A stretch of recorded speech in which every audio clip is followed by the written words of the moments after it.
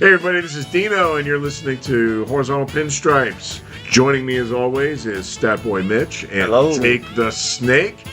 And I've got to tell you, we've been doing this for a while now, and there is some buzz around Horizontal Pinstripes. We are quickly becoming one of the most entertaining Yankee podcasts that are out there. And gentlemen, we are not going to disappoint this week. I actually think we have a great show. We've spent about 5 or 10 man-hours on this. I think it's going to really come together. I feel excited about this. But let's look about the game first. Last night's game, a lot of positives, Jake, but we came up a little bit short. What did you see as a real positive in last night's game? I just really continue to enjoy what our starting rotation brings, and specific to last night, Ryan Weathers. I thought it was another fine start for him. Just 2 bad pitches that kind of got to him.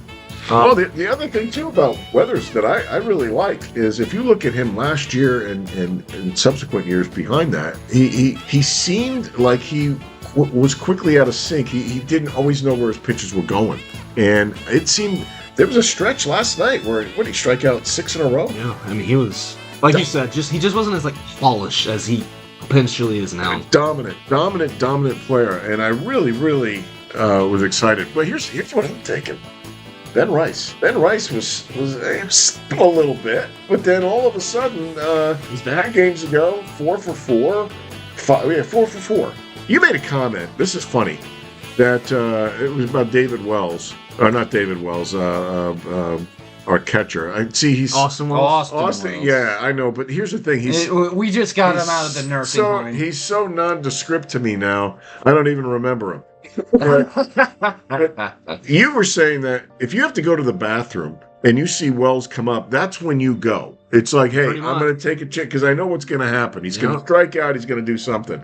I'm watching the game the other night, and lo and behold, I got to go. I got to go bad. And you know me, at my age, when you got to go, you got to go. Right then and there. I really ought to start wearing Depends. But so I'm sitting there trying to hold it in, and here comes Ben Rice, and I'm like, son of a gun. Gotta wait. Well, wait a minute. He's already got a bunch of hits tonight. Statistically, he's going to make it out. I'm good. He goes and hits a home run. I miss it because I took a leak. So I'm sitting there taking a leak, and lo and behold, he hits the home run. I come out and I go, Jake was right. I'm telling you, I got to only go to the bathroom when Wells is up. So from now on, when Wells is up, it's like halftime. So exactly. So look at what Wells is doing. 180 batting average.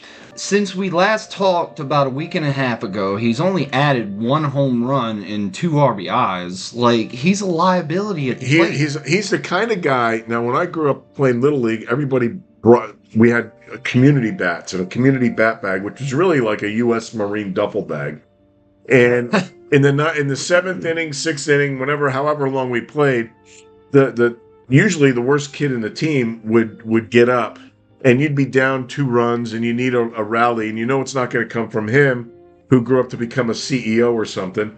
And you start hearing guys sliding bats into the duffel bag because the game's over. Game's over. Pack it up. That's Wells. Is who he's become. And that's a great analogy. It's a non-competitive at bat completely, and it's really, really a shame when right across the diamond you got Shea Langoliers, who is just lighting it up on both sides of the ball. And it makes me think, what can we do? I mean, really, what can we do? Yeah, Shea. He's been building himself up to be like a really elite catcher. His batting average is great. He's got a lot of pop. Last year he hit 31 home runs, 277. Which I didn't even know. Yeah, 277. Great for a catcher. Love that. It's amazing. So what? Can we get him? Hell yeah! No, I wish we can technically, but the only issue is he's not a free agent until 2029. And let's think, if we're an A's front office right now, They're competitive. They're competitive. They've got a window here. They got a new stadium coming. Why would I want to trade a controllable young catcher who's arguably the best catcher in the sport right now to another team? I'm not doing that. So the wheels aren't falling off of Sacramento, and we don't really have a catcher that we can bank on. And I heard a rumor that, and you can see it, obviously. Wells' playing time has been cut, but we're left-handed heavy. And then I go and I hear something. Why don't you bring us up to speed on that? Michael Kay last night's game, for those that were even watching that late, he brought up a fun little tidbit when it came to Escara and our challenges of hitting from the right side, specifically the catcher position. So here's a quick clip of Michael Kay last night that I found rather intriguing. Behind the plate with Escara, I had a conversation with him today, and he's been working on becoming a switch hitter. He's been taking batting practice right-handed, and I said, how come? And he said, well, I do everything else right-handed. He goes, mechanically, I feel very, locked in right-handed. And everybody keeps saying we need a right-handed catcher. Maybe it could be me. I got to tell you, I mean, desperate times. Call for desperate measures here. Right, and I love Escara's story. I love what he's doing. He's not hitting great, but neither is Wells, and that is a position that you can get by on being a great defensive hitter or catcher if you can't hit. But we've got several other holes in the lineup that we can't have. So if they're willing to try something like that, and we're not going to get somebody else, the other thing I could say is promote Ali Sanchez. Sanchez. Hey, something's up here. Hey, I got a phone call coming in. It's from one of our followers. Should I take it? Why not? Let's see what they got to say. Hey, this is Are they coming? Oh, it's breaking up. This is Horizontal Pinstripes. Who is this? This is Marty. How you doing? I'm doing great, Marty. Where are you? So I'm out here working construction down here by Mitch Street. I'm with Union 1. Okay, well, that's great. I'm glad you're working on the weekend. I guess we need that. What? I know you're a listener to the show. What's your question, big guy? So big thing I'm looking at. Been watching the games as much as I can, especially when Fulton came up, and it looks like they changed his mechanics a little bit down in the minors.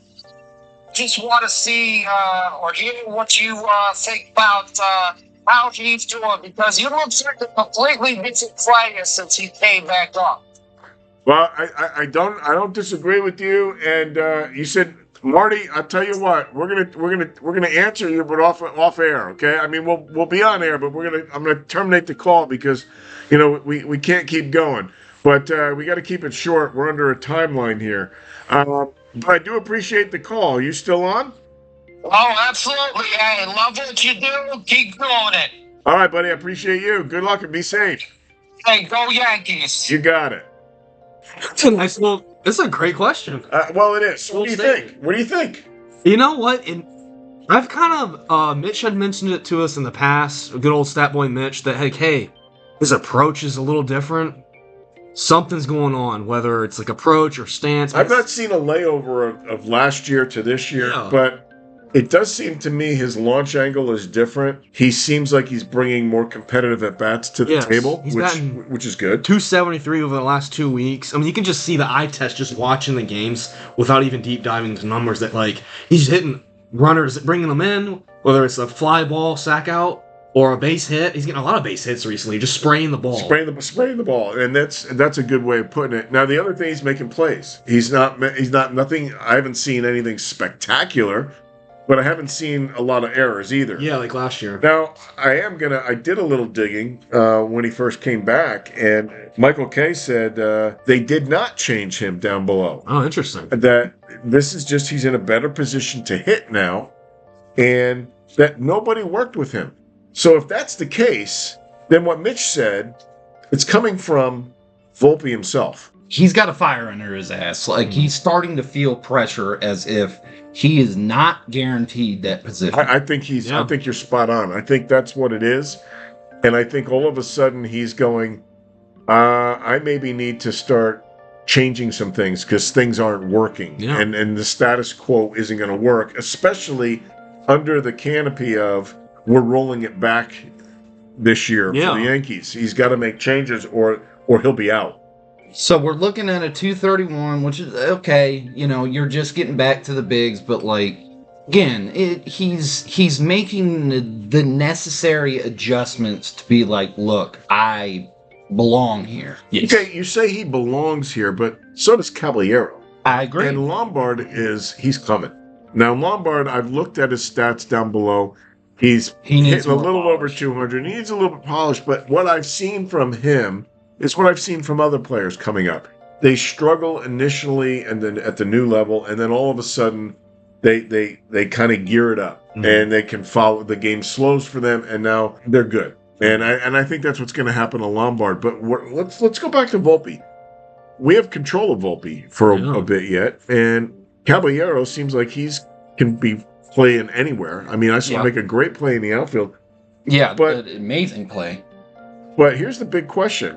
What do they do with Volpe? Do they slide him to second base? And if that's the case, what happens to Jazz? You know, if it was up to me, at least based off of how Volpe is currently playing right now. Hold it. Let's play GM. Let's do it. Let's Jake the Snake GM. What do you think? Yeah, so you would do infield-wise? The caveat is it all comes down to good old Anthony Volpe here. He's got to play good, sound, fundamental baseball and be a productive player for this team. So thus far, he's been that this year. So, with that being the case, I would slide him over the second base. Ever since he was a prospect, there's been concerns about his arm over at shortstop. I think that will allow him to also further focus on his hitting, take some pressure off moving over to second. We keep Caballero, according to the defensive metric, is one of the best defensive shortstops in the sport this year.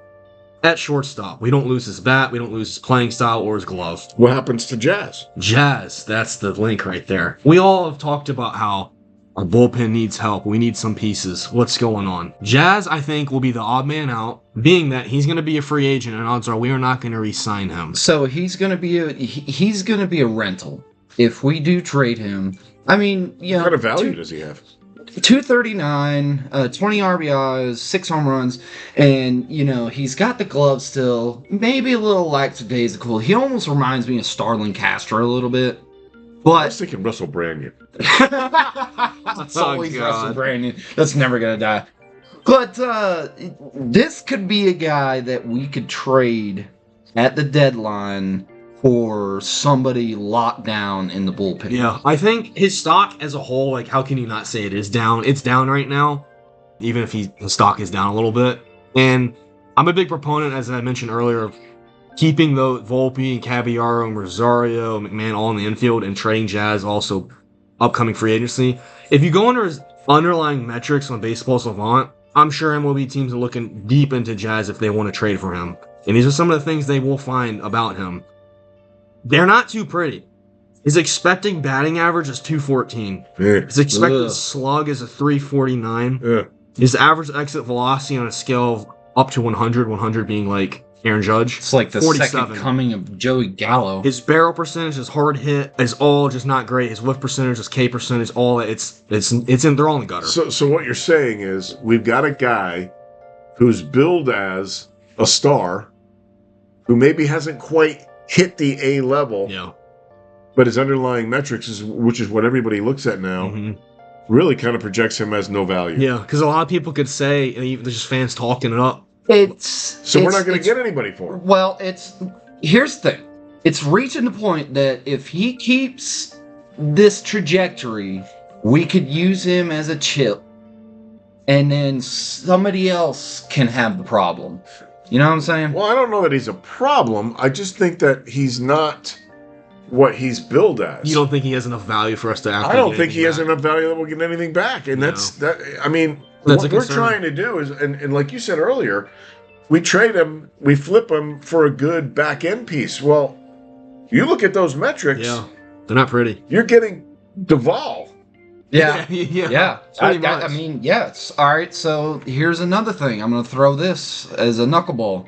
Jazz and Spencer for some trade pieces. Okay, now I think you might have a little bit of something, but I've always been enamored with, even though he's had the brief audition and I was not impressed, but I've always kind of liked the idea of him playing alongside Judge, two, monsters in the outfield, and he's just tearing it up.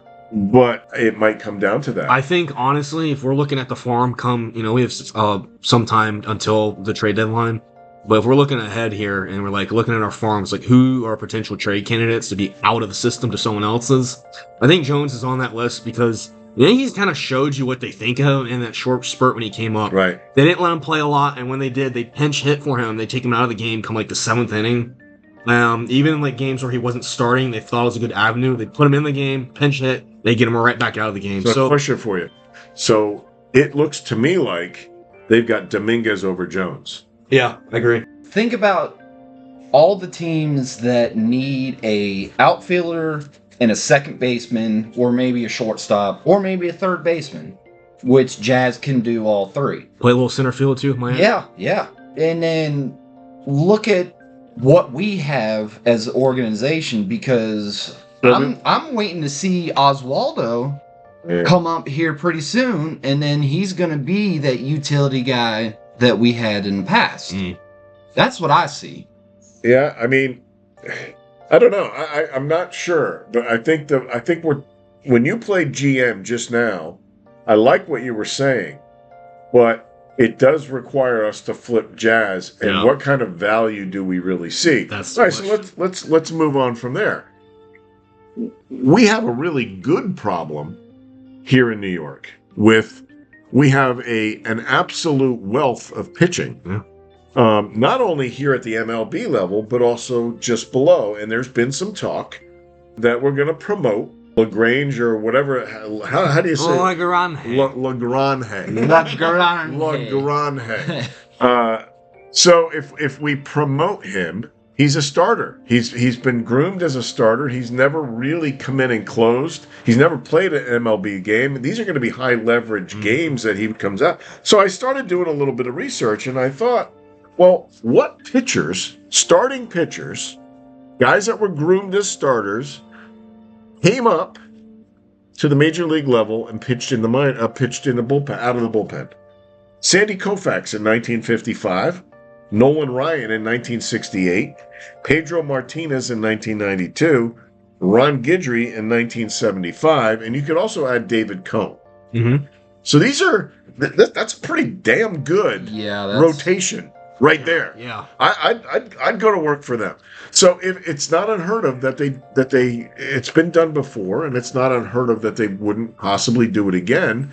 What do you think of that? Either of you? I like it. I mean, I think right now with the logjam we have in our starting rotation, it will be tough for him to come up and be in that rotation, assuming, knock on wood, there aren't any further injuries to the rotation. Right. And as you alluded to, Ron, there's an avenue, there's a history of guys coming up, getting their toes wet initially through the bullpen, and then down the road becoming that big impactful starter. And I don't like the idea of once the logjam occurs, they move Weathers out of the... Last night told me Weathers needs to keep pitching. Yeah. I like what Rodon is doing. Rodon seems like he's on the track. Yeah. I love what Cole is doing. I love what Schlittler's doing. And I really, really like what Warren's doing. Yes. Warren looks polished. So Fried comes back, and I'm pretty sure he will, and he'll be freed. We're going to have a logjam, like Mitch said, so somebody's got to go. Or do we go with a 6-man rotation? We're looking at these stats here. We have the lowest ERA by starters in the league. The whole league. Yeah. 2.95, okay? Cole comes back dominant. 12.1 innings pitch. 0 earned runs. Tammy, 7-2, 1.50 ERA. He's rivaling Skeens. Yeah. Yes. He's gonna fuck around and win the Cy Young.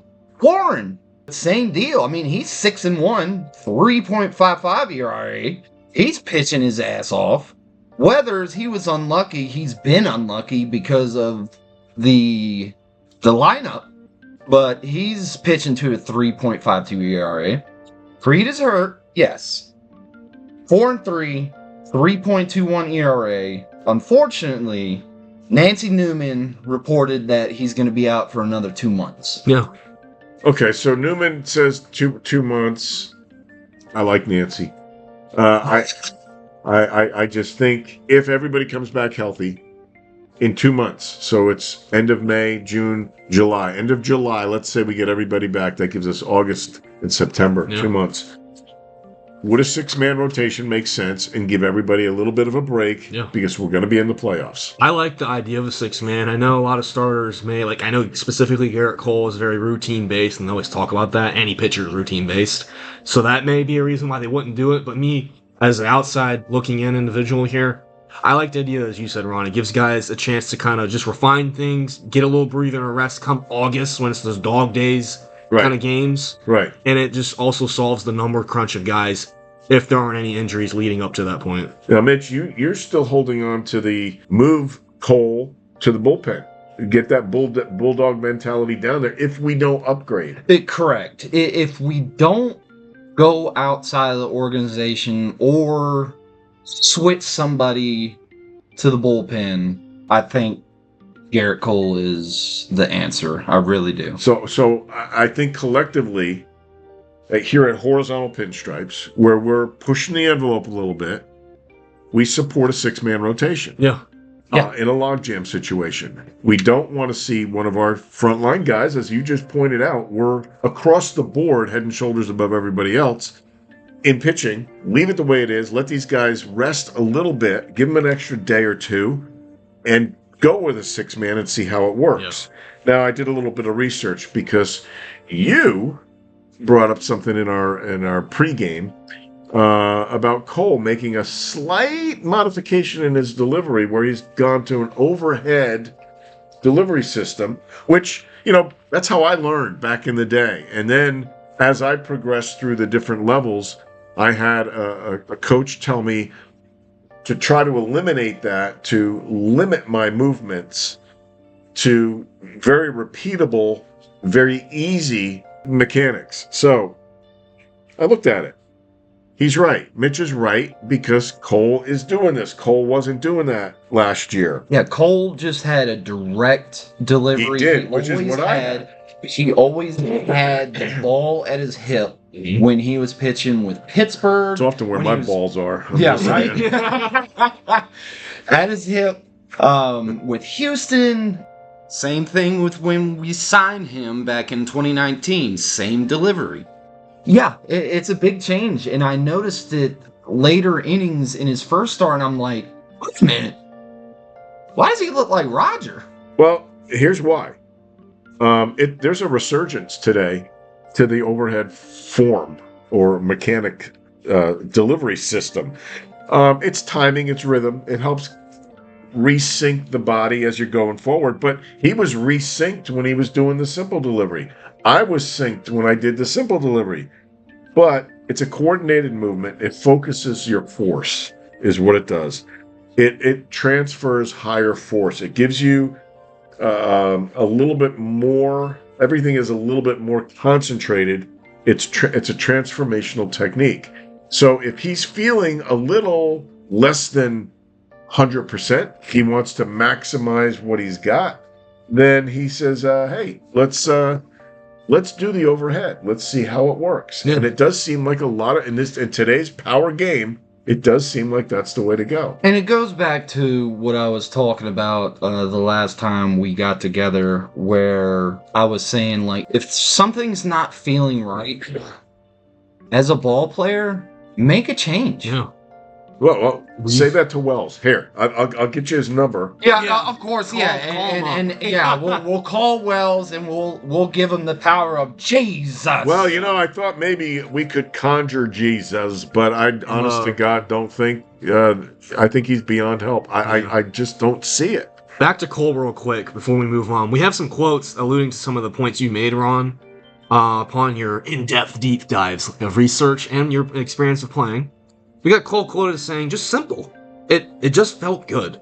And in another quote... That's like me with Irish Spring. It just felt good. Just something about it.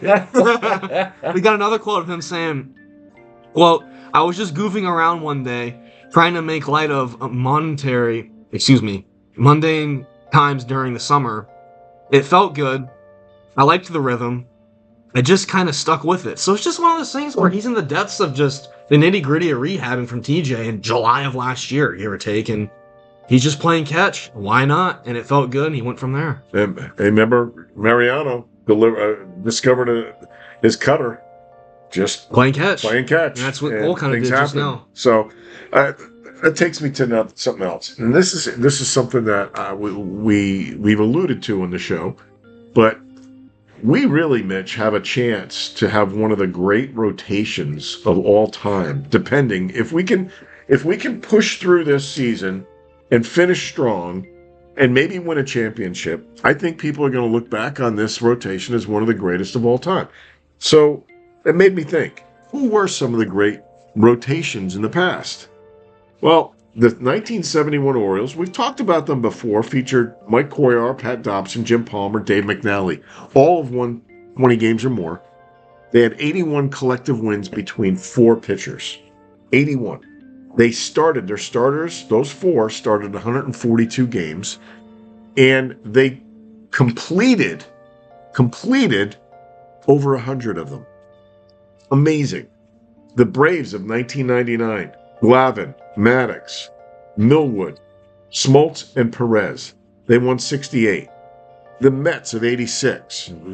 Gooden, Darling, Ojeda, Fernandez, and Aguilera before he turned to music and became a pop princess. 76. And then the 2011 Tigers of Verlander, Scherzer, Porcello, Brad Penny, and the Yankees' Phil Cote. They had 64 wins, and they started 143 games. We have a chance to be there. Now, I didn't do a deep dive, so there's probably other teams that are even more. But that's just like a little snippet. It's a snippet, but I really think that we are on the cusp of greatness with this rotation. Absolutely. This team with their rotation, it's almost a blessing in disguise. The way that everything formed, because with the rotation, yeah, because holy sweet Christmas, these guys are performing. The rotation, this is one of the best rotations I've seen from the Yankees in a long time. Yeah. Well, I can be honest with you, since I stretch back way further than you guys, this is the best rotation for the Yankees that I have ever seen. Yeah. Really? And honestly, I don't think that's much of a hot take, really. And guess what? Come October, what plays in October? Pitching always dominates in plays. Here's my concern. We have got a great, undeniably great pitching rotation. Even with an injury, we're not missing a beat. We just slide somebody else in. Nope. Our bullpen, little suspect. We understand. We talked about that. It's our lineup. Yes. When our pitching rotation, Mitch, what's their overall starting ERA? What's their ERA? Our starting rotation is 2.95. 2.95. So 3 runs a game. We have to score 4 runs a game. It's very doable. It's very doable, but we're not doing it. Yeah. Not with any great degree. Now we're coming off of a 5-game win streak, but we're playing the Royals, who are just not having a great year. So my thought is, we have got to tweak that lineup to maximize their potential to at least come close to what we're doing in the starting rotation, because something magical could happen if our pitching is met by good hitting. I had a recent thought too when it came to our offense. It's like, I thought I saw some smoke. Yeah, we're thinking hard over here. The gears are turning and spinning. The gears are spinning. I was kind of thinking recently, the past couple of days, most of the talk, it's like, insert this player, take this player out, and that's going to fix our offense. But I really think it comes down to the approach as an organization in our lineup. Because if we look at in-house, in division, we look at the Rays and we look at the Blue Jays, those are 2 organizations and their lineups, the way they're constructed and they go about business, are contact-based, spray the ball, get on base, go around the stations, and get home. It's kind of more of an old-school approach. And those 2 are kind of going against today's style of play, but it's working great. Well, they've always been like that. I mean, look at the Joe Madden days when he was managing the team. That is true. But if you look at the Rays recently, and they've been good for the last probably 12, 15 years.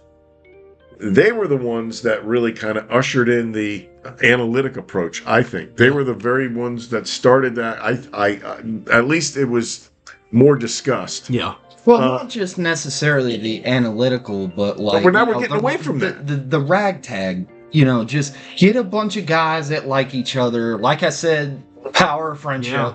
And then they go. Well, you got to. I don't think that's a new style. I don't. I think that's the old style. I think everything old is new again. Yes. Yeah. And I think everything is cyclical. There's a season for everything. Yep. You know, once upon a time I was your age. Now, you know, I'm decrepit. And so there's a season. But the point is, I think people have had their fill of analytics to a point. Yeah. And you can overdo analytics and get away from the put the bat on the ball. Yeah, and I think that's what the good teams are doing now.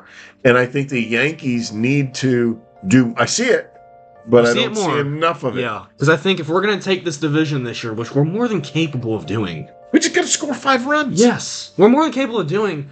We've got these two teams that we've got to beat, and the way they've beat us in the past and continue to do so this year is just, as Cam Schlittler said after his last start against the Blue Jays, Babbitt the hell out of him. Batting average and balls put in play. Just put the ball in play and things will happen, and that's how he unraveled in his last start against the Blue Jays. You know, I'm starting to like Cam Schlittler more and more and more. He's a great pitcher, and now maybe he needs to be a front office guy. He's a badass. Give him 2 job titles. Let him go. Yeah. Hey, Jake, we're coming up on it. So, any words of wisdom, pearls, anything that you want to give us before you sign us off? A fun tidbit that's Yankee related. In light of any, I assume a lot of these fans listening here are New York-based sports fans, and myself, I'm a Knicks fan. How does that correlate to the Yankees? Fun fact, there's a player that goes by the name of Josh Hart that plays for the Knicks. His great, 2 generations ago, his uncle was related to Elston Howard. Oh, really? So in basically 2 generations separated, Josh Hart is related to Elston Howard. Small world, yeah. No so kidding. Just shout out to the Knicks. Finals run. They're in the NBA Finals that are now going to be playing the Spurs. So, yeah, it's an exciting time to be a New York sports fan, as long as you don't like hockey, and because basketball seems like it's on the dial. I thought that was a fun little tidbit that was Yankee related and in light of the Knicks Finals run. Well, Jake, take us home.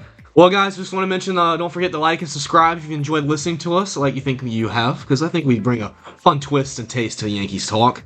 We'll come at you next week. Until then... What is the taste? Is it saucy? With a sauce, a little sauce, a little zing. Little zing? A little zing to it. You got a rinse when you're done? Depending on the day. Okay. Depending on the day. Right. A little kick to it. But until next time, folks, we will be having a series against Cleveland that will be in the Bronx along with Boston. So, time will tell how we fare against those 2 teams. Don't forget to like and subscribe. Comment in there. Whether, Hey, thanks to Marty, too, for calling. calling. Shout out to Marty. Comment. Hey, Marty, appreciate it, man. Great call, great question to bring to us. Do it again, Marty. We need calls. Yeah. So we appreciate that, and, I guess that'll be it for today, boys. All right. Take us out, Mama. Let's go, Yankees.